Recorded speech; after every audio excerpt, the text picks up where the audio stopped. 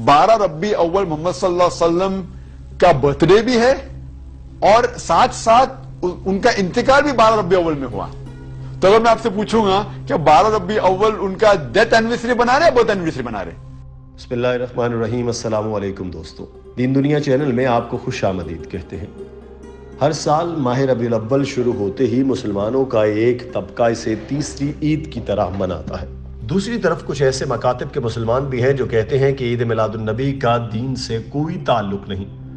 हुजूर पाक की विलादत 12 रबीउल अव्वल को भी हुई नहीं थी।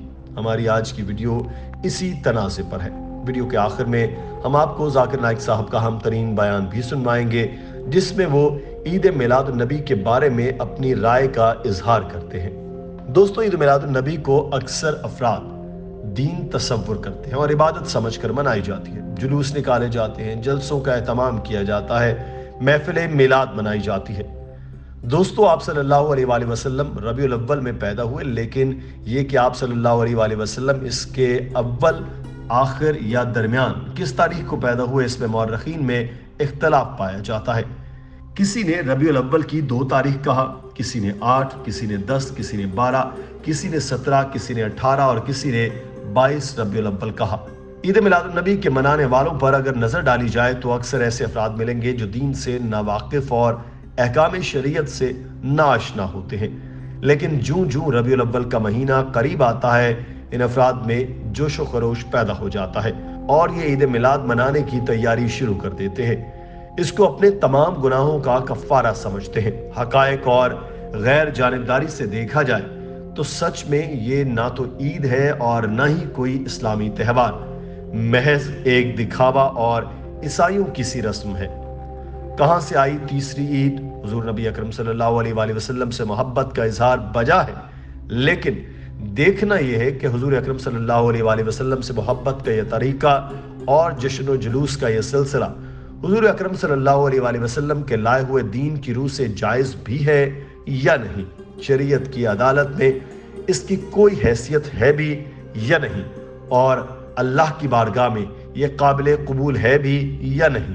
सवाल ये पैदा होता है कि यह तीसरी ईद कहां से आई, जबकि इस्लाम में सिर्फ 2 ईदें हैं जिन्हें ईद उल फित्र और ईद उल अजहा के नाम से जाना जाता है। दोस्तों, 12 रबीउल अव्वल के यौम विलादत होने पर मौर्रखीन का हरगिज इत्तेफाक नहीं है। अलबत्ता इस बात पर तकरीबन तमाम मौर्रखीन का इत्तेफाक है कि 12 रबीउल अव्वल को हुजूर सल्लल्लाहु अलैहि वसल्लम की वफात हुई। यानी मुसलमानों का एक तबका हुजूर अकरम सल्लल्लाहु अलैहि वसल्लम के यौम वफात पर जश्न मनाता है। नाउज़ुबिल्लाह, ये सोच कर भी हमारे रोंगटे खड़े हो जाते हैं। दोस्तों, बहुत से उलमाए किराम जिनका मुआशरे में बड़ा मकाम है, दीन की खिदमात हासिल हैं, उन्होंने हुजूर अकरम सल्लल्लाहु अलैहि वसल्लम के विलादत के यौम को एक जश्न के तौर पर मनाने के अमल से शिद्दत के साथ इख्तलाफ किया है।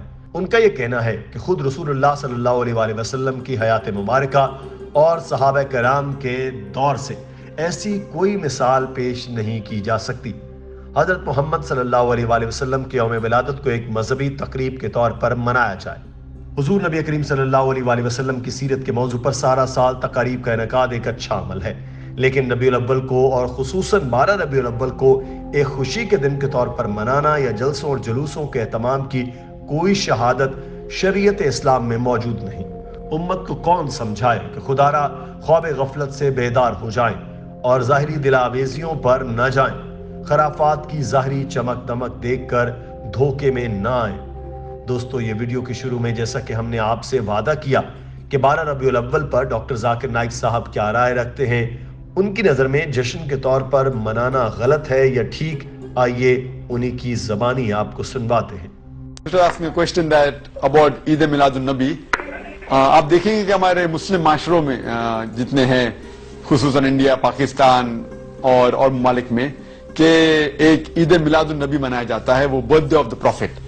और अगर आप देखेंगे ये 12 रबी अव्वल है, और जहां तक कि हमें हदीस की रोशनी में हमें यह साबित नहीं होता है कि मोहम्मद सल्लल्लाहु अलैहि वसल्लम ने कभी अपना सालगिरह बनाए, या सहाबाज ने या ताइन या तबे ताइन ने कभी उनका सालगिरह बनाए। तो जब मोहम्मद सल्लल्लाहु अलैहि वसल्लम ने कभी कहा नहीं कि मेरा सालगिरह बनाओ, या कभी सहाबाज ने नहीं बनाए, और अगर आज हम उनका सालगिरह बनाते तो ये बिदअत हो जाता है।